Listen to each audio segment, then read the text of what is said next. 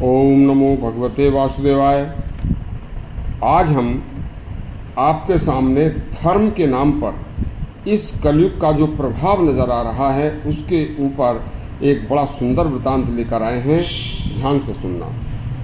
भगवान श्री कृष्ण ने गीता में कहा है कि जब कलयुग अपना प्रभाव दिखाना शुरू करेगा तब झूठे मिथ्याचारी धर्म का बाना बनाकर वेश बनाकर सीधे साधे मनुष्यों को धर्म के नाम पर सब्ज बाग दिखाकर और अनेक प्रलोभन देकर लोगों को ठगना शुरू कर देंगे तथा उन सीधे साधे मनुष्यों से धर्म के नाम पर गुरु के नाम पर पैसा ठगेंगे और उस पैसे से खुद पर्दे के पीछे पाप कर्म करेंगे और स्वयं अधर्म में लिप्त होंगे तथा दुनिया को धर्म की मिथ्या बातों में फंसाएंगे और स्त्रियां ऐसे दुष्ट धर्म के वेश में खड़े लोगों का शिकार ज़्यादा होंगी, क्योंकि स्त्रियां विवेक से काम कम लेती हैं और वे इन नकली वेशधारी लोगों के चंगुल में जल्दी आ जाती हैं और वे अपना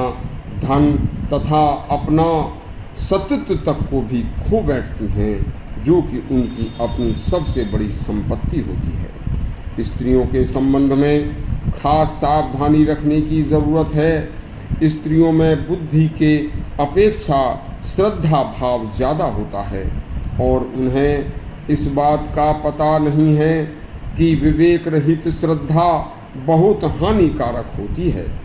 प्राचीन शास्त्रों में स्त्री को स्वतंत्रता इसलिए नहीं दी गई है कि भगवान मनु ने कहा है कि स्त्री जब तक बाल्यकाल में है, बाल अवस्था में है, बच्चा है, तब तक अपने पिता के संरक्षण में उसके अधीन रहे। जब युवावस्था को प्राप्त हो तो युवावस्था में, जवानी में अपने पति के संरक्षण में अधीन रहे तथा पति के मर जाने पर या बहुत वृद्ध हो जाने पर पुत्रों के संरक्षण में अधीन रहे, लेकिन उसे स्वतंत्रता न दी जाए। जहाँ तक जरा सी भी कोई संग दोष की संभावना होती है, वहाँ स्त्रियों को बिना पति, पिता, पुत्र आदि के अकेले नहीं जाना चाहिए, क्योंकि जरा सी भी फिसलने पर दो कुलों को दोष लगता है। दो कुल कैसे, एक पिता का घर और एक पति का घर, दोनों ही घर कलंकित हो जाते हैं। वैसे शास्त्रों के अनुसार स्त्री को पति की सेवा ही देव पूजा है।